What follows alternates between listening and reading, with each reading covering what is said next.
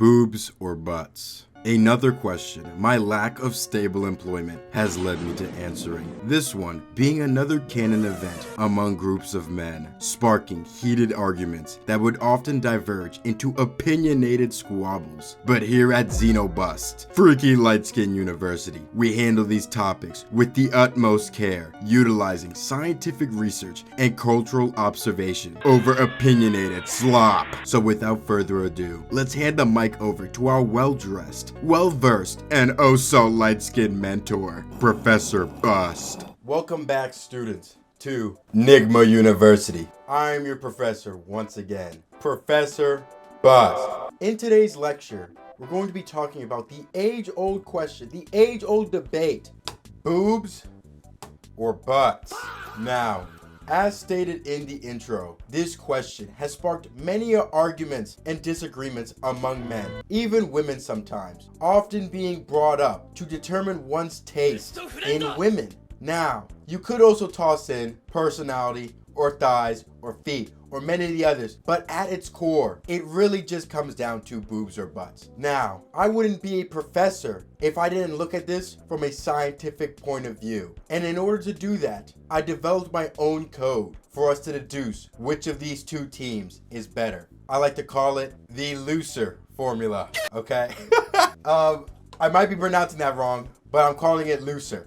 Okay, looser standing for location, uses, ease of access, size and shape, and recoil. So today we're going to be going over each of the 5 or 6, if you want to count the double S as 2, to determine which of these two teams truly comes out on top, scientifically. Starting off though, we have location. When talking about location, we're talking about which is the most easily accessible location-wise. Now, on Team Boobs, they're A, in the front of the body, so the most easily visible. And when you're talking to a woman, they're automatically going to be in your peripheral vision. You will be able to see them when, sadly, having to look them in their eyes when talking to them, when you would much rather be looking elsewhere. Okay? It's almost like they have their own gravitational pull. Now, on Team Butts, 9 times out of 10, they're not going to be visible from the front. If they are visible from the front, God damn! Okay? But 9 times out of 10, that's not the case. The butt is typically located on the rear, okay? A lot harder to see if you're looking at someone head on. Now, some women have the oddity, even some men have the oddity of developing a front butt over time. Now, it's very obvious when you are looking at someone's butt. There's this move that is performed by men and women alike called the head turn, which essentially means that when somebody is walking past, typically a woman, your body instinctively does the head to get a look at some cheeks. It is not ridiculous to do. This is a normal part of any healthy human's life, that when you see a nice pair of buns from the front, you obviously have to just to catch another glimpse. Now, if we're talking the convenience element, we obviously have to give this point for location to boobies, because A, they're always going to be the most easily visible. Unless a woman is walking away from you, you're not going to be seeing the cheeks. You're obviously going to be seeing the chesticles, all right? And even if she's standing directly in front of you, your peripheral vision, you can be looking at her head on and nodding, but subconsciously, your eyes are looking downwards. Stay with me now. So we're gonna be giving this first point to boobies, because W location, W placement. Next in the formula, we have uses. The usefulness of these organs, these muscles, these balls of fat, and how much they help us on our day-to-day lives. Now, in Team Boobies, all boobies are balls of fat. They're pretty much stress balls that when interacted with, they release oxytocin in your brain. That's the relaxing chemical. That's a calming chemical. That's why babies, when they're relaxed, chill, hanging out. However, they also produce the nourishment that has gotten humans to where they are today. W boobies. However, butts, on the other hand, are essential to the human body. First off, they provide cushioning for us in our day-to-day lives. Sitting, squatting, whatever else your butt does, they help us out in our day-to-day lives. B, Number 2, okay? Butts are typically an indicator of stronger muscles. Now, it's not always the case, but if your glutes are of the larger variety, it typically means that your leg muscles and your gluteus maximus muscles are on the stronger side, meaning that you can perform tasks better, athletic tasks, at a higher degree. And let's not forget, they be pooping and farting, okay? Without them, there'd be no farting, okay? It would just be gas that's escaping. Without cheeks, how can that ass fart? Rest my case. They are both key body parts that without them, we'd be at a severe disadvantage. So I couldn't decide who to give this point to, so we're gonna be giving a point to both when it comes to uses. Next up, we have the E, standing for ease of access, okay? I love recording these because it's I just constantly have to redo takes and it's so retarded. Now, when it comes to ease of access, we're talking about how easy is it to get a hand of some of each of these two. Now, here's the thing. We're talking strictly relationship-wise. You can grab a handful of these two, but odds are you might end up in a slammer sooner or later. Most likely sooner. All right. We're talking fully consensual, fully enjoyed. Basically, we're all about consent on this channel. None of that Diddy stuff. None of that Diddy blood stuff here. W said my Elskabadi. When it comes to boobies, they are highly situational. There's not a whole lot of situations where you're going to be getting a handful of boobie. Okay. Now, maybe when you're cuddling and you're big spooning, you can grab a handful. But out of that circumstance, odds are you're not going to be grabbing a handful of boobie all the time. Now, however, on the contrary, culo behind the gluteus maximus, but okay, there are a lot of situations. Honestly, the odds of you having butt in your hand is exponentially higher than having boobies in your hand. Now here, stay with me now. You can poke it, you can smack it. Odds are you're gonna be smacking a whole lot on the drive-by. All right, you're gonna drive-by smacks. Blow, okay, blow. Drive-by smacks. Now, say you're going in for a hug with your significant other and you're going low. You're going low. Wait, you're going low. You can kind of grab a handful when you're hugging. Boom! Instantly higher rate of grabbing on cheeks and boobies. So we're gonna be giving culo a point. Huge.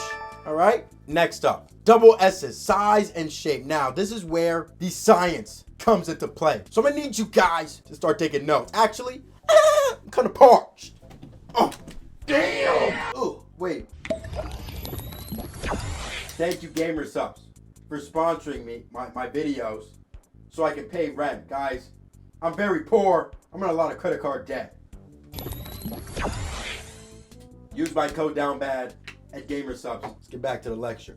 Okay. Starting off, students, we're going to be talking about size. Now, here's the thing. Young men that aren't mature, okay? Growing up, seeing a pair of big boobies, instant neuron activation. Honestly, a pair of big boobies is instant neuron activation for about 98% of men, okay? It's a biological response. You see a big pair of calcium cannons, ooh, instant neuron activation. However, with age and with maturity, you come to realize that boobies are wonderful.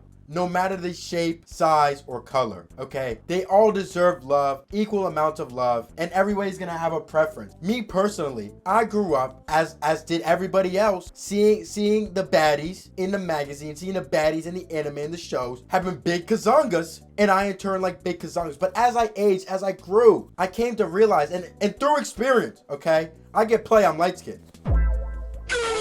I came to realize that honestly, give me like A's, B's, and C's. I'm happy because as you get older, you come to realize that there's not a whole lot you can do with boobies. They're typically in the way. Now visually speaking, they're very pleasing to look at. In practicality's sake, there's not a whole lot you can do with them. Now the smaller ones, they can fit in your palm. They're more sensitive, this and that. There's more pros to smaller sizes, and they give the woman less back pain, okay? I'm a feminist, I'm 6'4", I love reading feminist literature. I hate back pain for women with big chests, okay? So yeah, size doesn't really matter if you're a grown man. Now, butts, on the other hand, now here's the thing. Size when it comes to the posterior are highly critical. Basically, size matters when it comes to butts. I hate to say it because there's an ancient Chinese proverb. It goes something like this.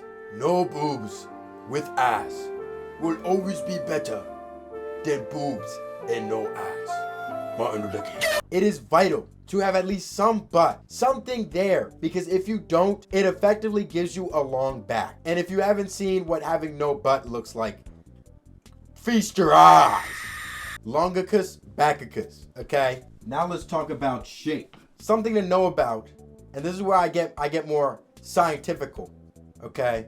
Well, this whole thing has been scientific. This is a lecture. You should be taking notes. Have you guys been taking notes during my class? Key element that comes into the discussion of shape when it comes to boobies is the matter of asymmetry. When one boobie is bigger or smaller than the other. Now, a lot of women have asymmetrical boobies. That is normal. However, if the difference is substantial to a point where one dwarfs the other, you might want to get that checked out. The odds of you developing breast cancer shoot up by like 20%. So, technically speaking, shape doesn't really matter when it comes to boobies. However, if the shape is vastly different than one another, you might want to get that checked out. Now, when it comes to shape, it plays an even more vital role when it comes to butts. Now, here's the thing. Anybody can have a big butt, okay? Anybody can have a small butt. But 9 times out of 10, a man will almost always take a well-crafted, a well-shaped butt over one that is extraordinarily big. Now, don't get me wrong. Men like big butts. It is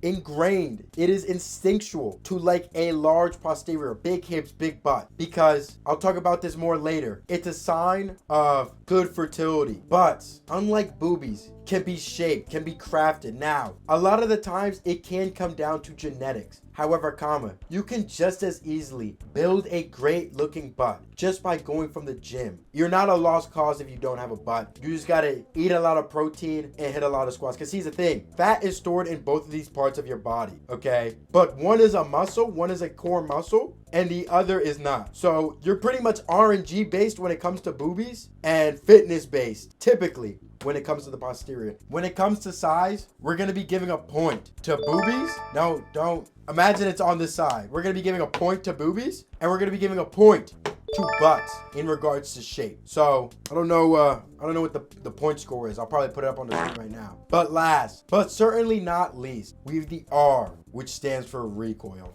Now, recoil plays a distinct role in the way both of these body parts are perceived by outsiders. Now, the most common one that you see the most in media or day-to-day life is boobie recoil. Now, this is great because depending on the size, scales with recoilability, okay? I don't know if that's a word. Basically, the bigger they are, the harder they swing. Say you had somebody with anything above big ones, anime, they're gonna take out like a small child, boo, boo, bam, boom, okay?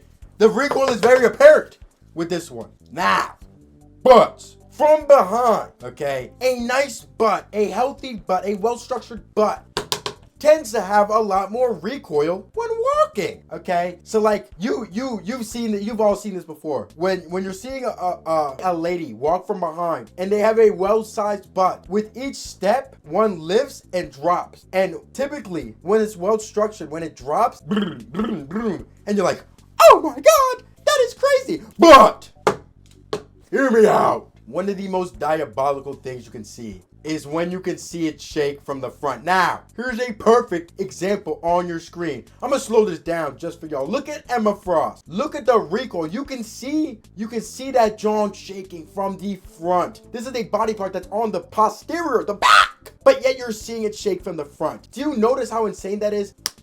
I'm gonna have to give the points to both of them because they both have crazy recoil in their own respective rights, okay? I couldn't give it to one or the other. Now, where does that leave us? Well, I know this was supposed to be a scientific video, but it leaves both boobs and butts with 3 points each for these 6 categories, meaning that it's a 50-50 split. We're back where we started. It is all up to preference. And before you guys start throwing tomatoes at your professor for not coming up to a scientific conclusion on this lecture, I need y'all to give me grace, okay? See, at heart, I'm a thigh man. But see, the thing, I was debating on tossing in thighs and midriff and feet into this lecture just to throw in some lot of curveballs, but I did it because the length of this lecture would have been a genuine length of a lecture. And I make YouTube videos and I don't like editing for long periods of time. So thank you so much, students, for attending this class. I will be handing back the mic to the XinoHusk, but I hope you guys enjoyed your lecture. There you have it, Pookies. Hopefully this video helped enlighten you more on a topic that literally has zero effect on your day-to-day life. And if you found this lecture at all helpful or entertaining, consider giving me a like and subscribing. Maybe even check out some of my other ones. That's all I have for you today, though. Bye-bye.